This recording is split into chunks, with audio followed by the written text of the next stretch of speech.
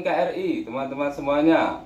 Ketika bersama Jokowi, PDIP mempunyai 25 anggota dewan di DPRD Jakarta. Tetapi saat tidak bersama lagi, PDIP hanya memiliki 15 perwakilan saja. Artinya jumlah anggota dewan PDIP di DPRD Jakarta mengalami penurunan. Dan ini menyebabkan PDIP tidak bisa mengusung kadernya sendiri untuk menjadi calon kepala daerah di Jakarta, tetapi harus berkoalisi dengan partai-partai lain karena persyaratannya minimal harus memiliki 22 anggota dewan. Nah, inilah yang membuat PDIP sekarang kebingungan. Dan berikut ini adalah penilaian atau tanggapan dari seorang netizen bernama Agri Fanani. Gambar banteng, tulisan pedihnya perjuangan. Iya. Itulah posisi PDIP Pilkada DKI hari ini. Iya, seperti apa karena ini ditinggal Jokowi sehingga posisinya quote and quote rada sulit?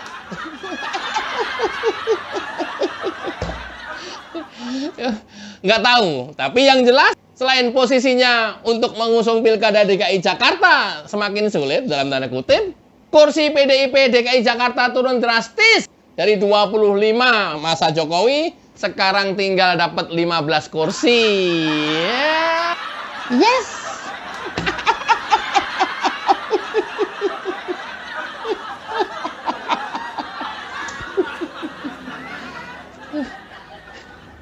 Aduh.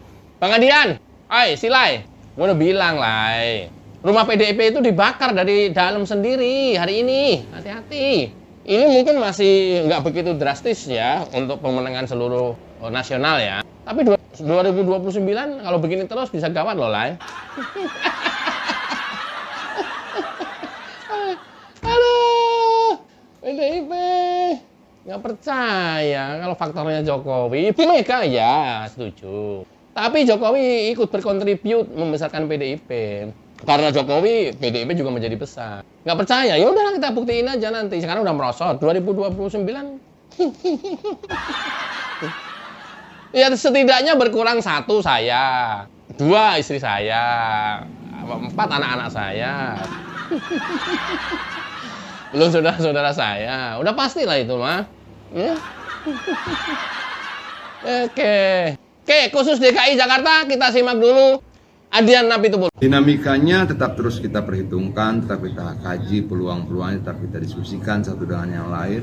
Walaupun sampai saat ini kita belum memutuskan satu nama pun, tapi kita menghormati seluruh keputusan partai-partai yang lain. Kedaulatan partai mereka untuk memutuskan siapapun, itu kita hormati. Setelah PKS mengumumkan nama Sohibul dan Anies, kira-kira komunikasi dengan PKS gimana?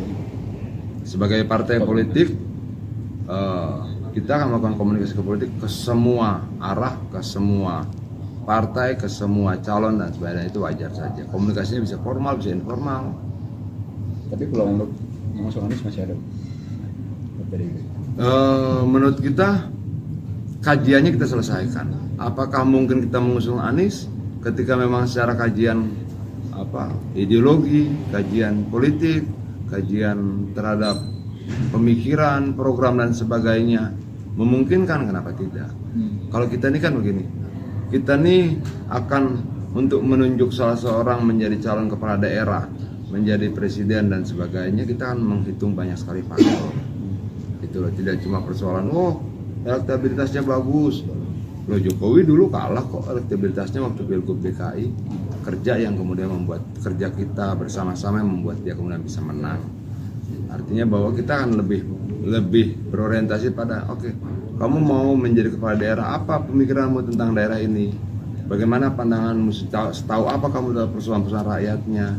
Berapa jumlah kemiskinan? Bagaimana menurunkan jumlah kemiskinan? Berapa jumlah pengangguran? Apa harus dilakukan untuk menurunkan jumlah pengangguran? Kayak begitu itu penting. Jadi tidak cuma survei angkanya begini-begini, enggak, terus kepalanya nggak ada, gimana? Nggak ada isi kepalanya, nggak punya pikiran, nggak punya gagasan, nggak punya program. Kan semua harus kita hitung.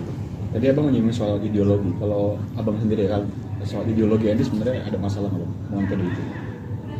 Kalau menurut gua kita kan punya tim yang akan mengkaji itu ya, yang sekarang semuanya sedang berproses kan, melakukan kajian terhadap track recordnya, keberpihakannya, karyanya dari seluruh calon pilkada kita periksa semua. Kalau untuk peluangnya Pak Anies untuk diusung PDIP seberapa besar nih di pilkada? Sulit membuat persentase. Iya. Sulit membuat persentase. Iya. Tergambar jelas kebingungan PDIP, asumsi saya.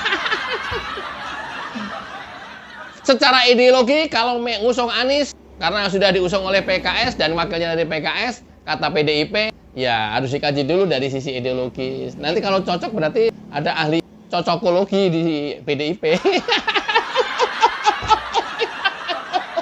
Setelah Anies diusung oleh PKB dan resmi diusung PKS karena wakilnya dari PKS, Sohibul Iman, artinya PDIP kalaupun mau gabung, ya benar-benar hanya pendukung bukan pengusung, nggak dapat wakil. Mau PDIP, sementara kursinya 15.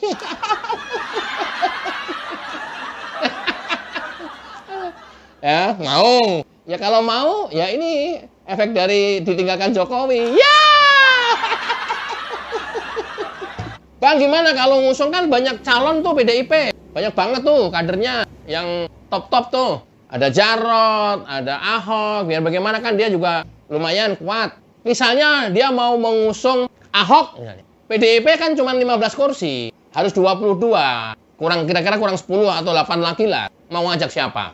Pertanyaanku, mau ngajak siapa? Ngajak Golkar nggak mungkin. Hah? Paling ngajak Perindo ada 1 kursi. Nah, jadi 16, belum cukup. Ngajak apa? PSI. Mungkin ngajak PSI. Jadi ya supaya Jokowi akur lagi sama Megawati. PSI mau? Oke lah. PSI ada 8. Mau ngajak siapa? PAN udah pasti enggak. Golkar enggak. Nasdem mungkin. Nasdem dapat wakilnya mungkin bisa jadi. Kalau ngajak Nasdem selama ini kan ketumnya nggak gitu cocokologi.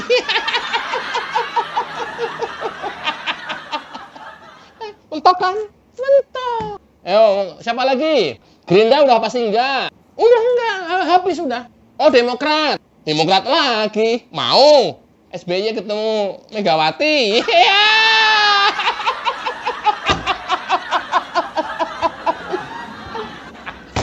Ya namanya politik kan biarin aja. Politik kan kepentingan ya, nggak peduli lah. Nggak peduli ideologis, nggak peduli platform, nggak peduli. Patsum partai udah bodo amat. Yang penting ngusung dapet gitu. Tapi ketika sekali lagi mau dukung Anies itu benar-benar hanya sebagai pendukung, bukan pengusung. Karena nggak dapat apa-apa, wakil nggak dapat. Masa 15 kursi nggak dapat wakil? Mau emang PDIP? Iya, itu persoalannya. Begitulah bagaimana menurut teman-teman semuanya. Terima kasih sudah menonton. Salam NKRI. Hurrah!